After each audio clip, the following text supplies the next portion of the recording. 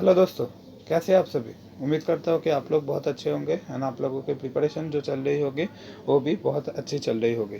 इसी बात के साथ आप लोगों के लिए मैं और एक ओपेरॉन का वीडियो ले आया हूँ जो है ट्रिप्टोफैन ओपेरॉन। ओके, सो चलिए शुरू करते हैं। Tryptophan operon. So tryptophan operon is an example of anabolic operon. Anabolic operon का मतलब है, मैंने ओपेरॉन के बेसिक वीडियो में भी बोला था कि एनाबोलिक ओपेरॉन को समझने के लिए एक कॉमन सा वर्ड याद रखना कि एनाबोलिक ओपेरॉन हमारे मदर लोग होते हैं। मदर मतलब जब हमारे पापा लोग मार्केट से वेजिटेबल ला देते हैं, सो हमारे मम्मा जो होते हैं वो क्या करते हैं, उनसे ही हमारे लिए खाना बनाती है, राइट। सो एनाबोलिक ओपेरॉन का काम है कि एक पर्टिकुलर चीज़ को सिंथेसाइज करना। ओके, सो ट्रिप्टोफैन ओपेरॉन यहाँ पर क्या बनाएगा, यहाँ पर ट्रिप्टोफैन ओपेरॉन ट्रिप्टोफैन बनाएगा। ओके, ये कोडिस्मिक एसिड जो हमने जो निमोनिक बनाया था उस पॉइंट ऑफ व्यू से हमारा वेजिटेबल है, उससे ट्रिप्टोफैन बनाएगा हमारा ट्रिप्टोफैन ओपेरॉन। ओके, सो एनाबोलिक ओपेरॉन कब ऑन होगा, एनाबोलिक ओपेरॉन तभी ऑन होगा जब ट्रिप्टोफैन रेडीमेडली मीडिया पे प्रेजेंट नहीं है।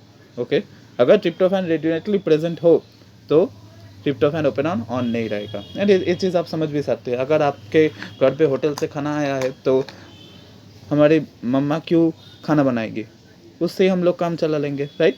That is the idea. So ऐसे करके आप एनाबोलिक ओपेरॉन को याद रख सकते हैं। सो ट्रिप्टोफैन जब प्रेजेंट होगा तब ओपेरॉन स्टॉप होगा, एंड ट्रिप्टोफैन जब एब्सेंट होगा तब ओपेरॉन रन करेगा। Okay, so tryptophan operon is an example of anabolic operon. And lactose operon क्या था, lactose operon is an example of catabolic operon, क्योंकि लैक्टोज जब मीडिया पे प्रेजेंट रहता था उस लैक्टोज को ही तोड़ के वो ग्लूकोज एंड गैलेक्टोज बना रहा था, राइट। सो नाउ अगर हमने ट्रिप्टोफैन ओपेरॉन के स्ट्रक्चर को गौर किया, सो इस स्ट्रक्चर ना लैक्टोज ओपेरॉन से थोड़ा डिफरेंट है।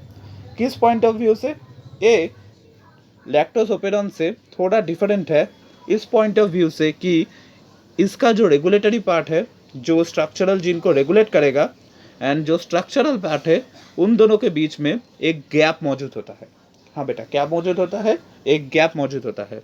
एंड एज ए रिजल्ट ये पूरा जो क्रोमोसोम है, इसको अगर हमने हमारा क्लॉक माना तो ये चीज़ कई हद तक 3 बजे पे हमारा घड़ी का जो ऑर्गेनाइजेशन रहता है उसी तरह दिखता है। Okay, and that is why ये बोला जाता है कि ट्रिप्टोफैन ओपेरॉन 3 o'clock पोजीशन पे रहता है।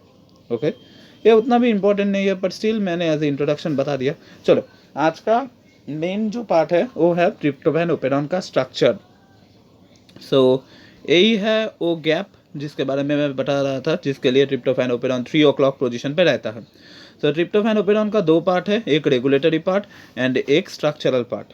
ओके, सो रेगुलेटरी पार्ट पे प्रोमोटर रहेगा, ट्रिप्टोफैन रिप्रेसर रहेगा एंड टर्मिनेटर सीक्वेंस रहेगा।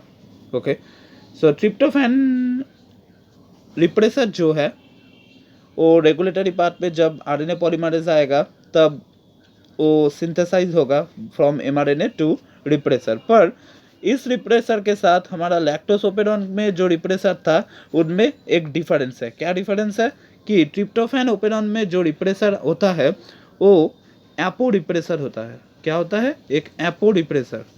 एपो रिप्रेसर का मतलब है इनिशियली इस रिप्रेसर के पास ऑपरेटर के साथ बाइंड करने की कैपेबिलिटी नहीं होती है। ओके, सो मतलब इनिशियली ये रिप्रेसर इनएक्टिव होता है। पर लैक्टोज ओपेरॉन में क्या था, लैक्टोज ओपेरॉन में जो रिप्रेसर था वो इनिशियली एक्टिव था। ओके, नाउ ये तो टर्मिनेटर रीजन है, कोई बात नहीं। Now regulatory part and structural part के बीच में होता है एक गैप, मैंने बताया आपको। उसके बाद क्या होगा, उसके बाद होगा स्ट्रक्चरल पार्ट। ये है स्ट्रक्चरल पार्ट का प्रोमोटर, स्ट्रक्चरल पार्ट का ऑपरेटर। उसके बाद एक एल सीक्वेंस रहता है, इस एल सीक्वेंस को हम बोलते हैं लीडर सीक्वेंस। क्या बोलते हैं, leader sequence. Okay, and leader sequence के बाद ये जो EDCBA जो 5 जीन है, ये है हमारा ट्रिप्टोफैन ओपेरॉन का स्ट्रक्चरल जीन। क्या है? ट्रिप्टोफैन ओपेरॉन का स्ट्रक्चरल जीन EDCBA। ओके, उसके बाद रहता है टर्मिनेटर। ओके, सो नाउ ये जो लीडर सीक्वेंस है, ये लीडर सीक्वेंस ट्रिप्टोफैन ओपेरॉन का रेगुलेशन पे काम करता है। ओके, जिसको हम बोलते हैं ट्रिप्टोफैन एटेन्यूएशन। यही मेन रेगुलेशन नहीं है, पर एक एडिशनल रेगुलेशन सिस्टम है जो हम अपकमिंग वीडियोस में बात करेंगे। ओके, सो ये वाला जो लीडर सीक्वेंस है वो regulation of the expression of the structural gene पे काम करता है via a process called tryptophan attenuation. Okay, and EDCBA ये 5 जीन है ट्रिप्टोफैन एनाबोलिक पाथवे जीन। ये 5 जीन एक साथ मिलकर कोडिस्मिक एसिड, जिसका नाम मैंने पहले ही लिया, उससे ट्रिप्टोफैन बनाने का काम करेगा। ओके, नाउ एक तो हो गया बात।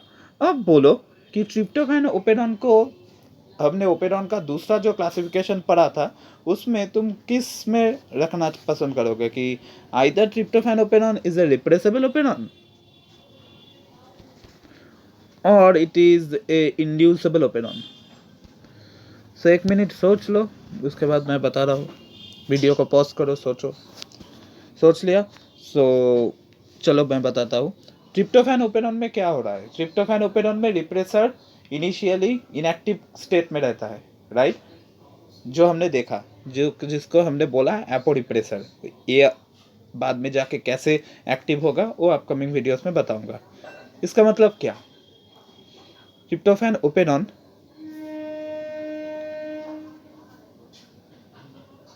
पहले ऑन रहता है या ऑफ रहता है? ये बात सोचने की कोशिश करो। तो ट्रिप्टोफैन ओपेरॉन पहले ऑन रहेगा क्योंकि रेगुलेटर तो इनएक्टिव है, तो इसको रोकने वाला पहले कोई नहीं है, राइट? इसका मतलब क्या? ट्रिप्टोफैन ओपेरॉन को हमें रोकना पड़ेगा, राइट? रोकना बोला होगा, हाँ। सो ट्रिप्टोफैन ओपेरॉन को हमें रोकना पड़ेगा, राइट? इसका मतलब क्या? We need to repress the tryptophan operon when tryptophan is present in the environment, right? So हम इसको कौन से ग्रुप में डालेंगे? रिप्रेसेबल ओपेरॉन के ग्रुप में डालेंगे। हाँ बेटा, किस में डालेंगे? रिप्रेसेबल ओपेरॉन के ग्रुप में डालेंगे, क्योंकि जब मीडिया पे ट्रिप्टोफैन मौजूद होगा तब ट्रिप्टोफैन ओपेरॉन रिप्रेस्ड हो जाएगा। Okay, by somehow the mechanism we will talk about those things in next video. So lactose operon was the example of inducible operon. क्यों inducible operon? क्योंकि रिप्रेसर वहाँ पर एक्टिव था, वो पहले ही ऑपरेटर पे जाके बाइंड कर रहा था। ओके, एडोडैक्टोस को उसके बाद इंटरफेयर करके ऑपरेटर से रिप्रेसर को हटाना पड़ रहा था। इसका मतलब लैक्टोज ओपेरॉन को हमें इंड्यूस करना पड़ रहा है कि तुम चलो, right? On the other hand tryptophan operon में क्या है? ट्रिप्टोफैन ओपेरॉन में जो रिप्रेसर है वो एपो रिप्रेसर है। इसका मतलब इनएक्टिव रिप्रेसर है, राइट? एंड इनएक्टिव रिप्रेसर मतलब ये ऑपरेटर से इनिशियली बाइंड नहीं करता है, right? And as a result promoter में जो आरएनए पॉलीमरेज है वो इनिशियली अपना काम करता है। बाई सम मैकेनिज्म हमें रिप्रेसर को एक्टिव बनाना पड़ता है when tryptophan is present in the environment, right? That means we have to repress the tryptophan operon, right? So it is an example of repressible operon. So इस video में हमने जाना कि tryptophan is an example of anabolic operon, उसके साथ ये भी जाना कि tryptophan is an example of repressible operon, उसके साथ थोड़ी बहुत tryptophan operon के स्ट्रक्चर के बारे में भी हमने बात किया, राइट? तो मिलते हैं अगले वीडियो में, तब तक के लिए बाय बाय।